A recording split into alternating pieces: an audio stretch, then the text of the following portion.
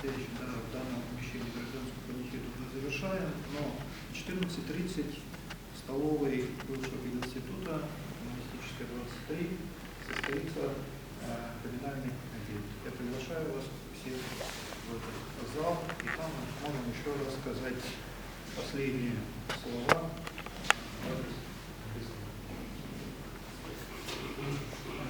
Можно еще, Дмитрий Иванович, меня Ольга Александровна Сотникова попросила выразить вот после нашей такой гражданской панихиды большое спасибо всем, кто в эти дни откликнулся на ту боль, которая коснулась Сыктывкарского государственного университета.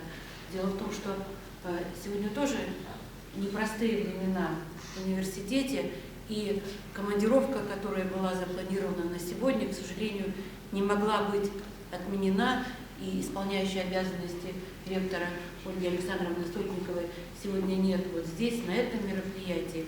Но я думаю, что мы вместе с Ниной Борисовной можем высказать ей большое спасибо и всей команде Сыктывкарского государственного университета имени Екатерины Сорокина за то внимание, которое было в эти годы к Борису Яновичу, и действительно в организации всей этой не очень простой миссии, которая сегодня возложена на университет.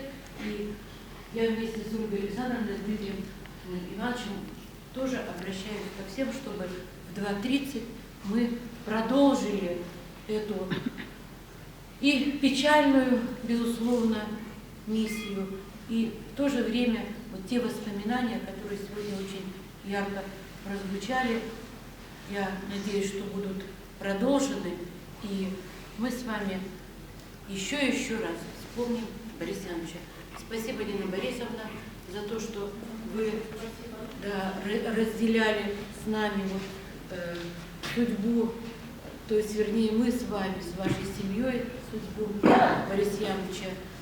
И он всегда радовался, когда вы приезжали, мы чувствовали вашу поддержку, вашу любовь к нему.